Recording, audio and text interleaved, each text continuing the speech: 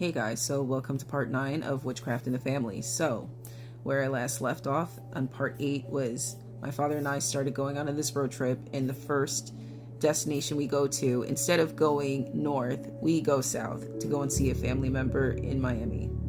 Now, not that I had any issues with them. I actually love them. But it just wasn't the right time since I just had to, move out, and I felt like a failure. But from what I was feeling at the time when I was over there, and not feeling like I really wanted to socialize much with the cousin of mine, I really felt as if my father was having a fucking ball embarrassing me. And I have noticed that with all three of us, my siblings and I, where we have had our fair share of our parents embarrassing us. This is a very common thing with narcissistic parents. So yeah, it was really cringe. Hey y'all, it's 1010. Just wanted to show that off real quickly. So, like I was mentioning in the previous videos of having a Honda Civic, right? I was embarrassed to have to show that I had that car to my cousin, which was the reasons why I wanted to sell it. But Dad's like, no, we're gonna go ahead and drive this car from Florida to New York. Now, don't get me wrong, visiting my cousin was not the problem. It's just that what I just already finished experiencing didn't feel like it was the right time to go and see family, but my father insisted. And that was also another thing that I was realizing was now that I'm going to be traveling with him, he's going to be controlling throughout the whole fucking trip. And he was. So after that trip to seeing our cousin was over, now we're up to the next trip. So this one is nearby where I used to live. I'm like, what the F? But yeah, we stayed there for about a couple of nights, and the guy was really nice. Then the next trip, which is a bit further of a distance, but we stopped in Orlando to go and visit a cousin that reached out to my father by reaching out to me first. And honestly, kind of wish I didn't respond to her. That's another story to tell. Let's just say that this cousin that I ended up getting to meet for the first time was very fond of my father. I mean, way too hyper-focused on him. And then how the way she was treating me, I was just like, yeah, I don't like you, bitch. I even made sure that the last time when she actually reached out to me to see if I could inform my father to reach out to her, I said, reach out to him yourself. Anyway, as I digress. So we stayed with this cousin of ours in Orlando for about almost a week, and I was already pissed off because, hey, we're not making any movement. Okay, this is our third stop here, and now it's starting to seem as if you're just here for a vacation, and whatever you say is gonna go. So I had to tolerate that shit. Though the reasons why we stayed longer than anticipated was to make sure that we got the car prepared to be officially out on the road when it's time for us to go back up north.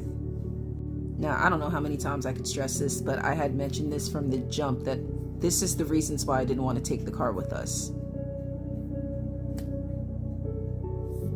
3:33 on the timer, by the way. Lovely. So lo and behold, the road trip begins. So we were able to finally get out of Florida and to pass Georgia. But as soon as we arrived to South Carolina is when things go to shit. I mean, things turned so left, it's not even funny. Yeah, this happened to occur while we were out on I-95 around midnight, and the tire completely goes out. So now we got to figure out how we're going to get to the nearest exit so we can find an establishment to go to get that tire fixed. Though we had to wait hours later because I think this was around like either 4 or 5 a.m. So we had to wait till stores opened up either around after 8 or 9 a.m. But by the grace of the universe, we were able to get that car back on the road. So here we are, driving on the I-95. We did end up stopping at the south of the border. I do remember it was around nighttime. And my father scolding at me, why did you get this car that looks like a piece of shit? And I mean, like, he was screaming at me, where it was quite scary. So after being scolded at like that, I just walked off. And at the time I had my dog. Her name is Tunchi, which now she's with my brother and my nephew. But at the time when I just only had her, I just took her with me and wanted to walk as far away as possible from my dad, because I was starting to see the type of asshole he really is. And mind you, while getting to move back from Florida, I'm walking into where there's marital issues between my parents, so I'll get to that later. But yeah, he just started unleashing the asshole I have never seen, or maybe once in a blue moon that, you know, it'll peek out. But yeah, he just seemed like a totally different person afterwards. But anyway, to fast forward the story, we did end up making it back to New York. Now, here's the funny thing. I ended up leaving that house in July 31st. We didn't make it back to New York until August 16th. And let me tell you, the moment that I actually stepped foot into New York soil, I just wanted to take my father out of the car, put myself in the driver, and U-turn that bitch, because I really was like, no. Even though this is where I am born and raised, it doesn't feel like home. So after that long and exhausting trip from Florida back to New York, where I had to deal with my father calling all the shots because he's got control issues, I just didn't want to deal with anyone's shit. But no, it just gets worse. Because now I'm walking into a home where I have a scornful ass mom after finding out that my father cheated on her, you know, so while she's just trying to play it cool. But yeah, and also moving into where I had this cousin who was in prison for about over 20 years. And my mother, she had volunteered to, you know, look after him because his mother was living in Florida. And what happens after you get out of prison, you're on parole. So that was out of the question. And his sister, who would have taken him in if the circumstances would have been a bit different, but she had a full house. You know, she's got kids, she's got a man. She didn't really have enough space for him. So my mother was the only one who was like, okay, I got him. So yeah, that was a bit awkward. And I wish I could say it got better, but it didn't.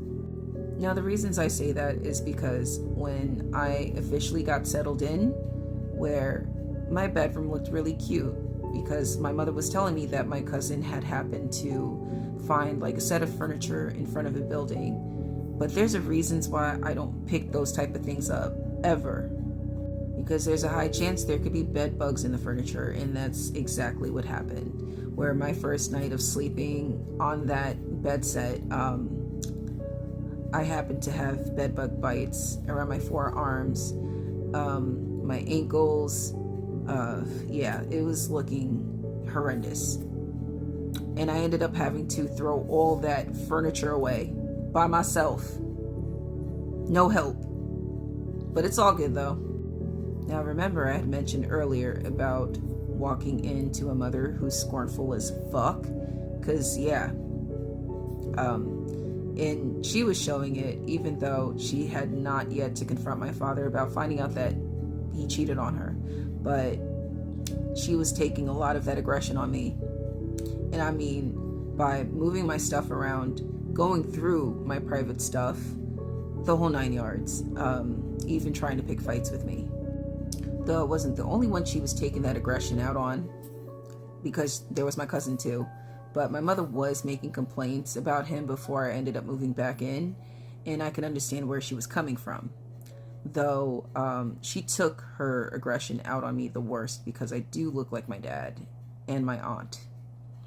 But yeah, I'm gonna go ahead and make this a part 10 because it's almost at 10 minutes. So I'll see you guys on the next video.